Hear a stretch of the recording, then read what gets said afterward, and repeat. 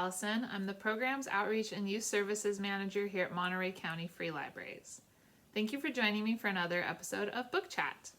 Tonight I'm going to be chatting with you about The Guest List by Lucy Foley.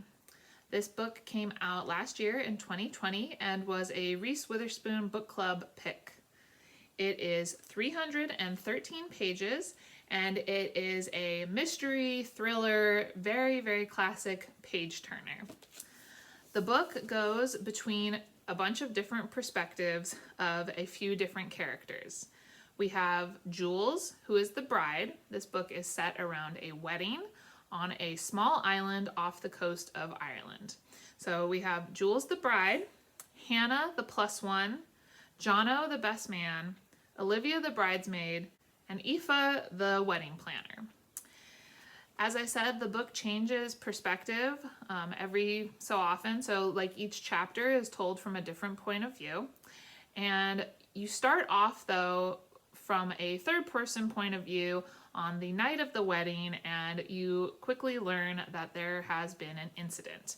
It's implied that there was a murder. A waitress comes in saying that she has found a body, and then it immediately cuts in the storyline to a few days before the wedding, and you start to see how this cast of characters comes together and how their stories are woven together to create this narrative. And the way that the author writes it is so great because she really leaves you on the edge of your seat, and you really are, turning the pages quite quickly to see what is going to happen next. You get a feel for each character, and just as you start to really get into their heads and really start to feel like you're making some progress on figuring out the storyline, figuring out what's happening, it changes perspective and jumps back a little bit in time so that you are seeing what's happening in the book, the action, from a totally different perspective. So, as I said, the plot takes place around a wedding. Jules, who is a well-off web magazine editor, is marrying Will, who is a survival TV show host, so kind of like Bear Grylls in a way. And they are getting married on this island, and they have their family and their friends coming out. So Hannah is another character whose perspective we hear. She is a plus one, and she is married to Jules's best male friend, Charlie. And you start to figure out that there might be something more going on with Jules and Charlie. There's also a mystery around what happened at the bachelor party that Charlie was invited to, and kind of the odd man out because he's not friends with Will, didn't go to school with any of Will's friends. So you start to figure out that there's some deeper, darker mysteries at play between these relationships. There's also Jono, who is Will's best man and childhood friend. And you quickly find out that there is something in their past that links them together and keeps them close, despite the fact that they've kind of drifted apart in present day. There is Olivia, who is the bridesmaid, and she is Jules's younger half-sister, and she is suffering from depression and isn't really willing to open up to anybody about what's going on in her life, but finds comfort in Hannah. And through their friendship, you start to learn more about Olivia and her predicament.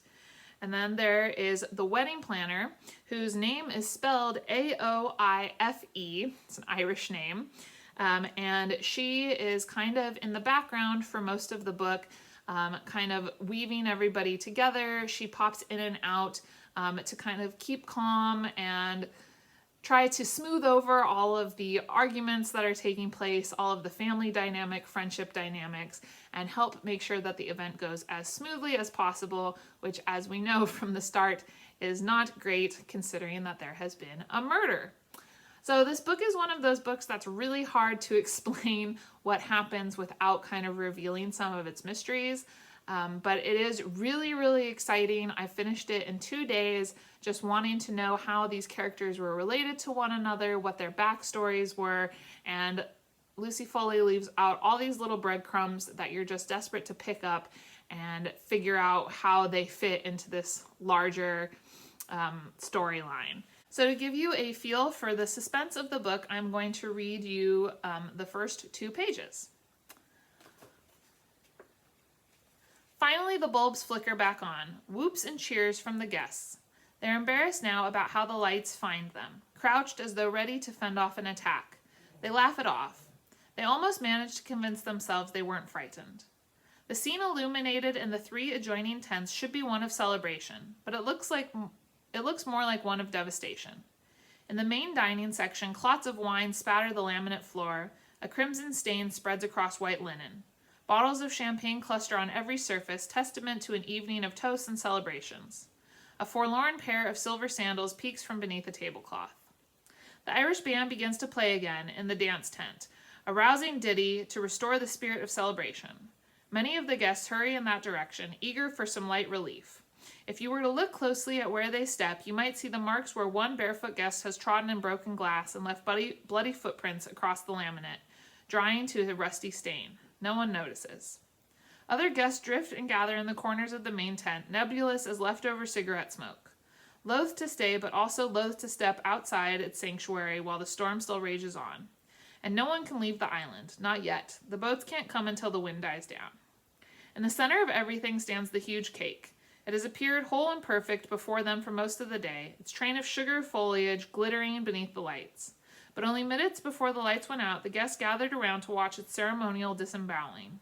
Now the deep red sponge gapes from within. Then from outside comes a new sound. You might almost mistake it for the wind, but it rises in pitch and volume until it is unmistakable. The guests freeze. They stare at one another. They are suddenly afraid again, more so than when the lights went out. They all know what they are hearing. It is a scream of terror. And then after that, it quickly launches into the day before, and each chapter tells you what day it is, so the day before, whose perspective you're getting, and then what their relationship is in the story. And something that I didn't really notice until I was making my notes for this book chat episode is that with the exception of Jono, all of the voices that we get are women. And towards the end, another voice gets mixed in, but I won't reveal whose it is because that's giving away a lot. But it was interesting when I was doing notes for this to realize that a lot of the perspectives that we are getting are women. For instance, we get Hannah's perspective as the +1, but not Charlie's perspective as Jules' best friend. So just an interesting note that we do get a lot of female perspective here. If you're looking for a very thrilling, page-turning murder mystery suspense book of joy, you're going to want to read this one, The Guest List. We have it in our collection, and if you enjoyed it, please let me know. And if you have any other books that you'd like to recommend of this same genre, please let us know in the comments below. I hope that you enjoy this and any other title that you pick up from us, and I hope that you have many happy reading adventures.